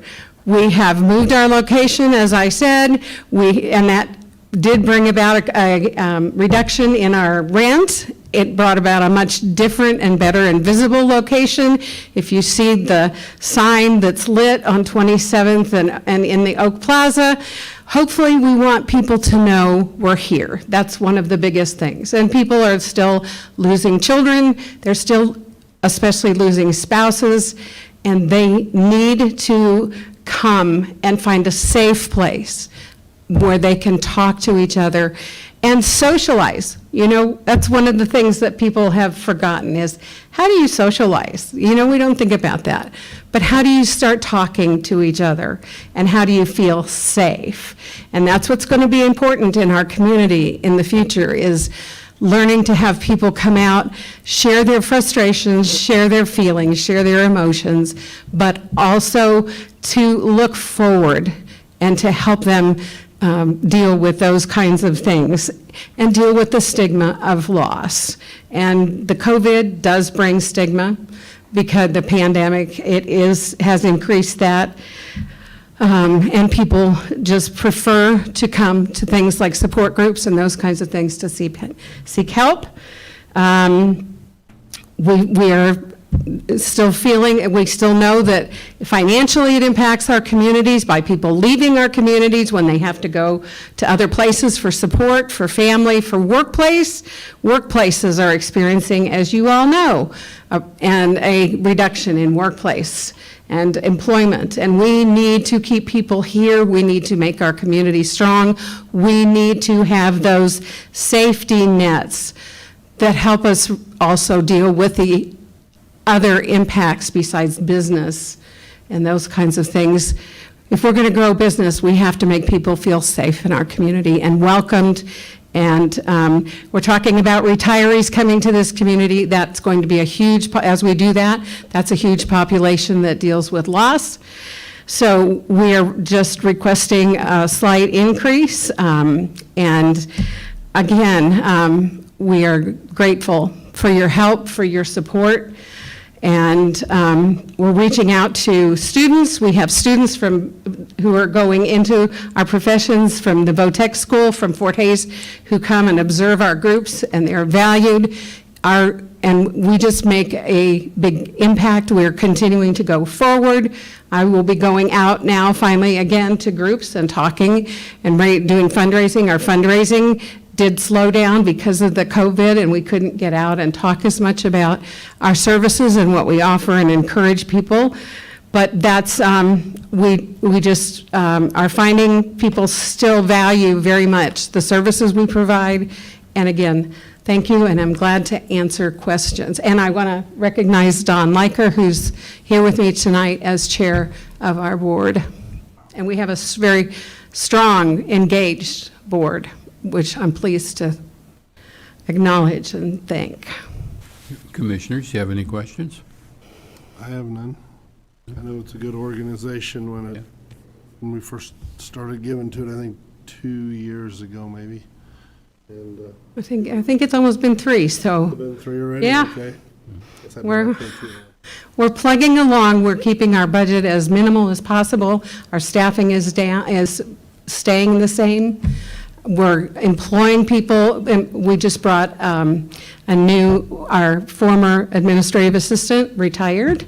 She's staying in the community, but we brought in a business owner who is in business in the evenings and has tremendous skills in Emily Weigel, and adds so much to us to keep us from adding new positions and increasing our budget. So we're maintaining where we are and keeping our expenses down. Okay. Well, we thank you. Thank you. Thank you. Okay, next is the Heartland Community Foundation.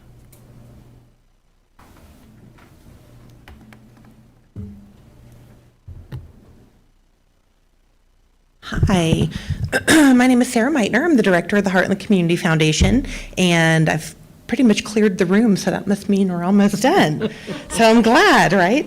Thank you so much for your $5,000 commitment to the Heartland Community Foundation every February. That money is used in our Match Month campaign so that we can grow our legacy fund and continue to make grants right here in Ellis County. The Heartland Community Foundation, of course, connects donors to charitable causes in Ellis, Rooks, and Trego counties by building our permanent endowment funds through donations and estate gifts. We create a sustainable legacy of charitable giving for generations. Your $5,000 does stay in Ellis County. It's wonderful to see all of the organizations who are here today because many of them have been recipients of the grants that we grant out every year. We just wrapped up our spring grant cycle and granted over $56,000 to some of the organizations that are here in this room today. Several of these organizations are also organization fund holders with us. We manage their endowed funds for that long-term sustainable savings that can help with a capital project and be rolled in, or they could use that 5% earnings every year for operating expenses. So we still have a lot of growth potential. There's more organizations, obviously, that we need to get to put some endowed funds with us. Currently, Heartland Community Foundation has over $6 million in total assets and about 50 funds. That includes our pass-through funds, such as our big one with Hanson, that have helped us to grant over $2.5 million to local programs, including our public schools, some churches, our healthcare clinics, nonprofits, you name it. We've probably made a grant for it, but the need is still there. You know, we granted out 56,000, like I said, just last month, but we had over 212,000 in asks. So there was a lot more no's than there were yeses, and we would love to continue growing those legacy funds so that we can give even more yeses. That's why your 5,000 commitment is so important. Every February, we host our Match Month campaign, and that's really the only time of year that we are sort of actively fundraising.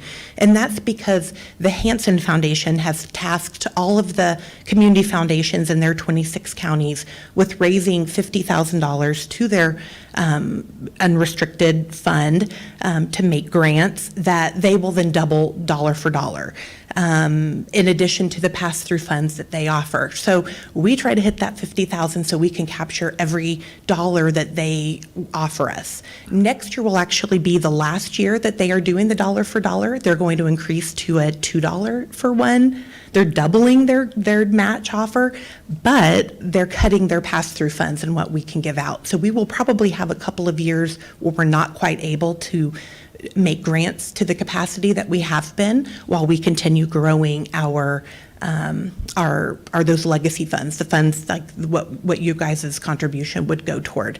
But we're getting there, and I envision it doubling over the next 5 years, and we can grant even more to the local organizations and help them with their operating expenses or for special projects. If you would like to give more than 5,000, Hanson will not turn it away. We will not turn it away. But I'm only asking for 5,000 at this time.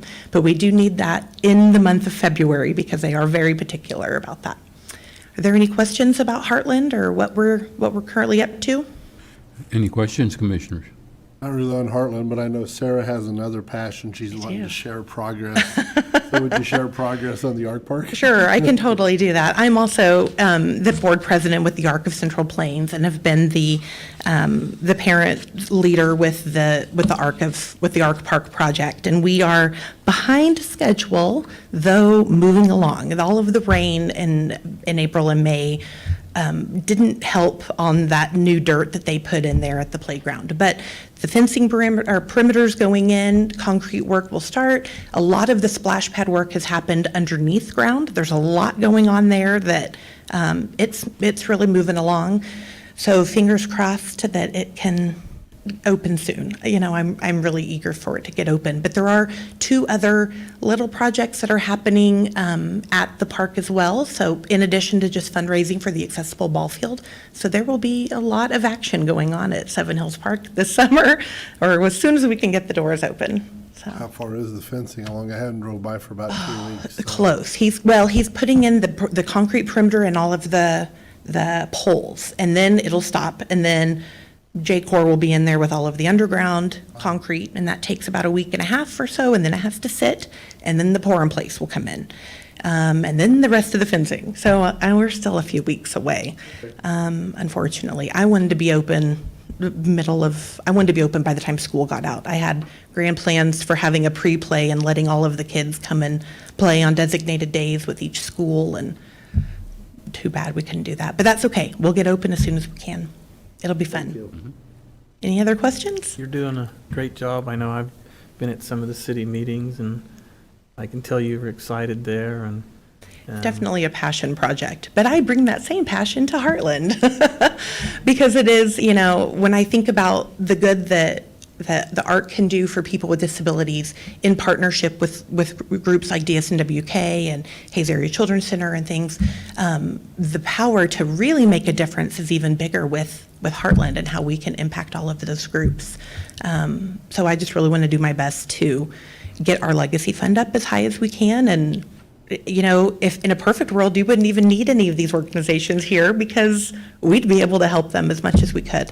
But So yeah, maybe as a- someday. As a community, I see it, and Mr. Doug out there, we need people, but I can see people coming in from other cities and visit. spend money. definitely and will. Tax generation and. You know, we were not able to really put a true economic value on the project, but we had to collect data and quotes, anecdotal quotes from people outside the region about their willingness to stop, and they definitely are. And we do plan a few Saturdays out there counting license plates and tracking where people are coming from, because it's, you know, we definitely know that they'll be bringing people from out of town coming. When special needs families are traveling by road, as they often do, because air travel is really difficult, they look for places like this where they can stop, and maybe their child can't really go into a restaurant, so they need a place to picnic. But they're still going to maybe get gas. They still might make a quick stop at a store. You know, that it'll be the kind of place that they'll find on a Google map and stop in Hayes when they wouldn't have otherwise stopped in Hayes. So it's pretty exciting. Thank you. Yep. Thank you. Okay, thank you. Okay, and the next budget request will be from Options.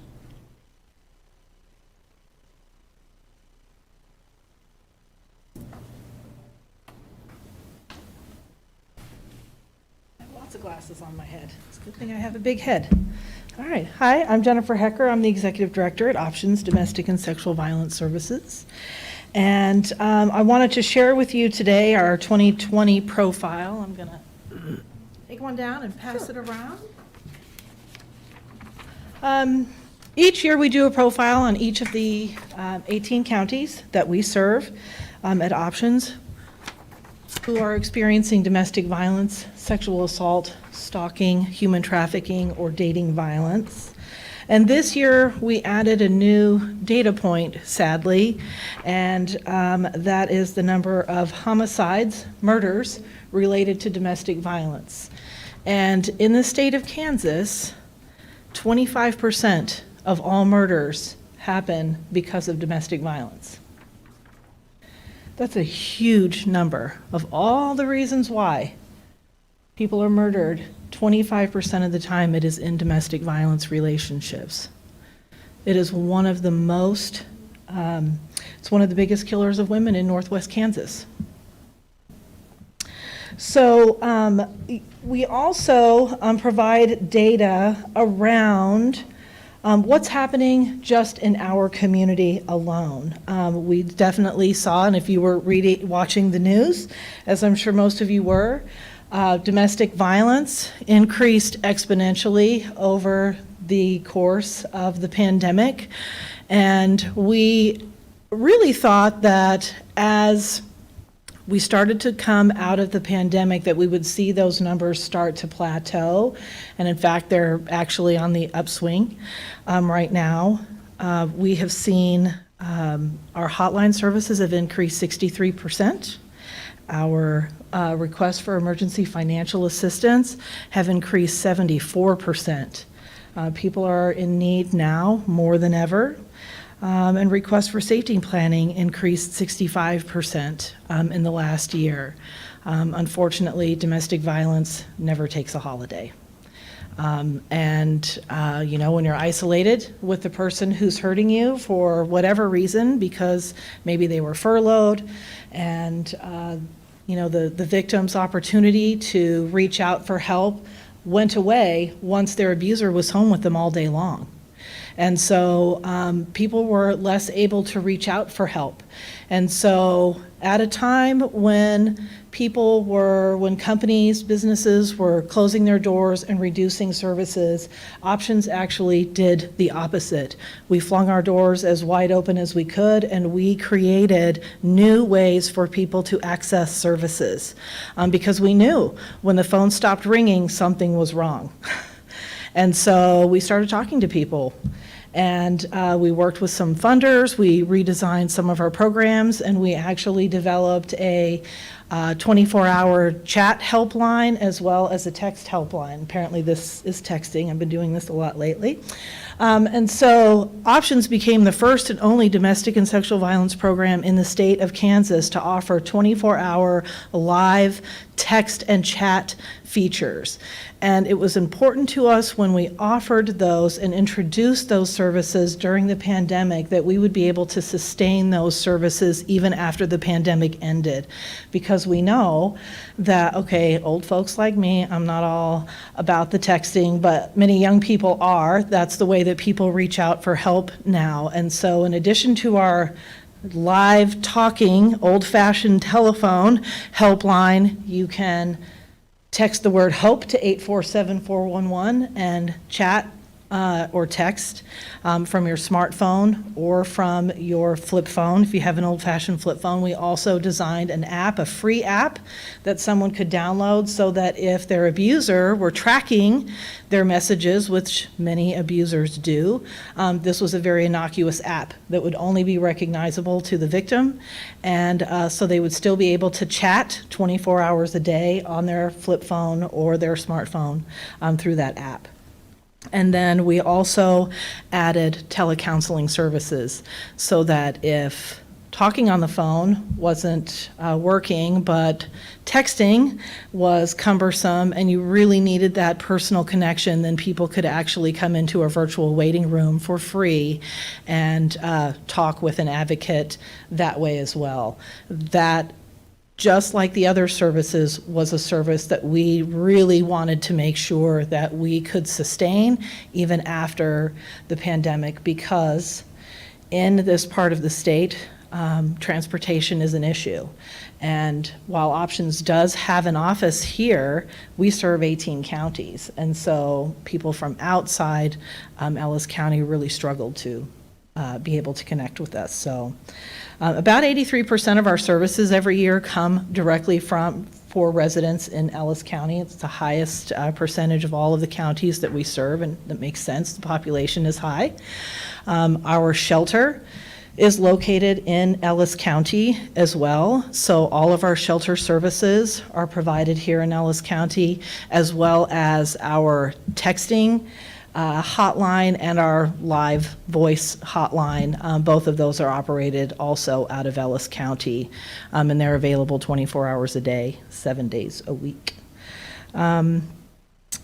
What are you the most curious about? You know, we exist to serve you, to serve your loved ones, to serve your family, your friends, and your neighbors. And the few people left behind us, that is what we exist to do. And I'm always curious to know what we can do to meet additional needs. What do you hear as county commissioners? What do you hear people wish were happening in our community? Commissioners, any comments? That's a good question. I'm just trying to think of phone calls in the past and different things that has been brought up. I think, as you mentioned, and it's very much public information, through COVID, I know your services definitely increased. They did. And I heard that from not only Ellis County, but many other surrounding counties, that it definitely rose, which is too bad. Yeah. But I thank you for what you do for us and in the area. We do appreciate that. So, and I have heard that other counties had the same issues. So, Yeah. thank you very much. Yeah, I'm happy to. I think most people don't excuse me, most people don't know that we serve not just women and children, we also serve men. And I think that that is extremely important, especially in our shelter, because men underreport domestic violence at greater numbers than women underreport.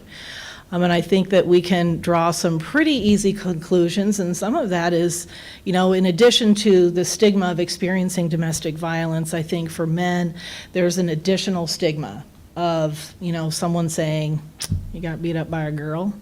And so who's going to come forward and ask when they're pretty sure that's the response they're going to get? Or they assume that our services are only for women because, the vast majority of, the violence is perpetrated by men. And I want to make it clear that options in the past did have that rule many, many years ago, that they did not serve men. That has not been the case for probably the last 6 years or so. We do serve men in our facility, and we actually have a 100 Men campaign, and we do some other things to really reach out to men and make sure that they know that that stigma shouldn't exist and that there are places where they can go and get help. So we're also getting ready to relaunch our Safe Bar initiative. We had to put that on hold because all the bars got shut down. And so we know that in addition to domestic violence, we also serve victims of sexual assault. And many sexual assaults are fueled by alcohol. Alcohol is often weaponized against people to put them in a vulnerable position so that someone can take advantage of them. And the Safe Bar Alliance that we are starting will actually teach bar owners and bartenders and the people that work in the bars how to spot predatory behavior when they see it, so that they can safely intervene and know when to call for help and how to help a potential victim or someone who's actually being victimized in the bar, and how to stop that before it happens, and to do it in a safe way.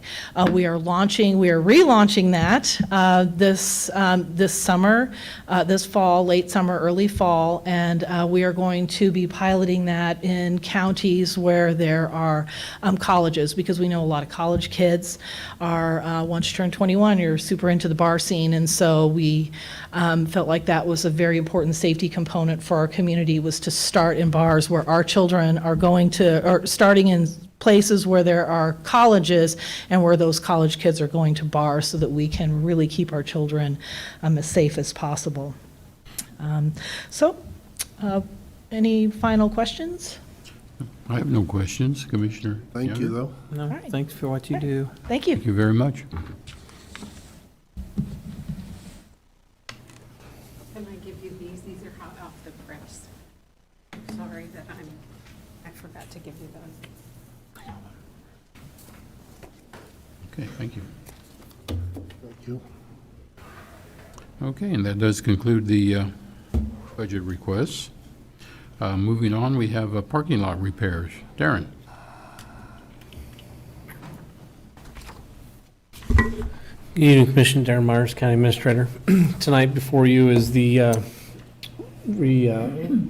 request for proposals on the different parking lots that we have in Ellis County for repairs, not just only to seal them and seal the cracks, seal the asphalt, but also 2 different options to mill down the asphalt where it's sputtering out and starting to collapse, but mill a couple spots down in 2 different parking lots, and then seal it and seal the cracks, and then redo all the paving markings. This is kind of part 1 of a multi-phase project that we're looking at trying to do in 2021 here. Want to do this one first so it does not impact any of the parking that we do down here at this building once we tear down and repave the far east part of this parking lot. We do have approximately just over 55,000, I guess, in capital for this project, and it came well in under that. We did confirm between the two bids that the work can be done with what we anticipated since there was a difference in price. The low bid was just very motivated to get this job done and get some business back. So the low bid came in at $21,750 with the two alternates to mill down the two different spots, one at the south parking lot of the law enforcement center and a couple spots out at the health department. And I've reviewed this. Most of this work was done by Greg Herbert, but I told him since this was probably going to be later in the evening tonight that I didn't want to make him sit around for 5 hours after he got off work to be here. So we would just like permission to proceed with this project, and I got the PO here for you to sign if the commission would approve it. Okay. Commissioners, any comments, discussion? I really don't, Butch, no. No? Definitely needs done. I've looked at, well, I guess can't say I looked at all of them. I looked at two of them, and definitely needs done. Law Yeah. enforcement looks pretty tough. Absolutely, we have to maintain. Do I hear a motion? Yep. I'll make a motion to move to accept a low bid from Sweeney Pavement Maintenance LLC in the amount of $21,750. I will second his motion. We have a motion and a second. All in favor say aye. Aye. Motion passes 3-0. Okay. And then we also have the resolution that we need to make a motion on. Is that correct? Correct, yes, the resolution is regards to some work that Mr. Jeter done in regards to the right-of-way acquisition for the Northwest Business Corridor project. These were the two parcels that came into play for the condemnation process. And as the commission is aware, the appraisers got together over the last 3 or 4 weeks, came together on an amount and submitted it to the court, which was within that resolution that I handed you before the meeting. And I'll let Mr. Jeter speak to anything that he may think is necessary, but we thought we'd just formalize the process and for the commission's approval to make the payment. Okay. Do I hear a motion for that? I will make a motion to move to accept resolution number 21-10. Second. We have a motion and a second. All in favor say aye. Aye. Motion passes 3-0. County Administrator report. Darren. Just real quickly, I just wanted to go over the outside agency request. From what I saw, I did make one mistake from the Ellis County Conservation District. I did their just line item funding for the $61,000, but I did not include their conservation match program. I can't remember exactly what it's called, but I will notate that and bump that up to the $72,646 that they requested. And the next time we will review kind of the overall budget where we're at with any changes will be July 12th. I did have that on the July 6th agenda, but with the holiday, and I'm going to take a vacation. I'm going to ask that we move that back 1 week and review that on the 12th of July. Okay. So that'll be the next time you kind of see the 2022 budget in general, and then we'll discuss these more on where you want to allocate the funding. Yeah, decide on the appropriations. Yep. Okay. That's all I got. Okay. County Commissioner reports. Commissioner Younger.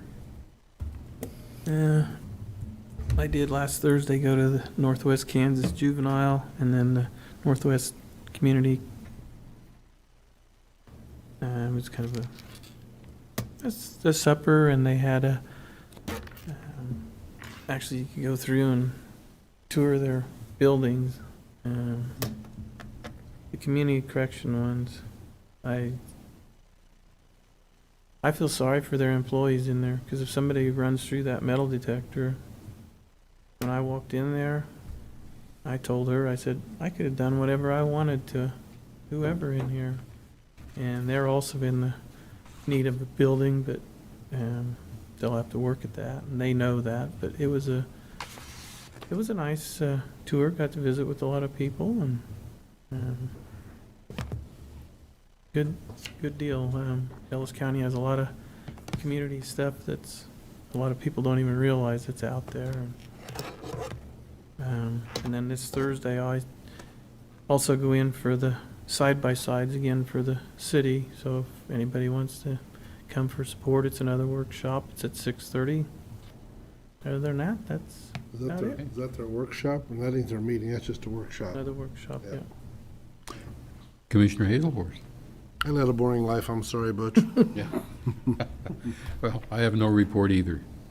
And if no further business is here, then we will adjourn at 7:04. I do have one other thing. Sure.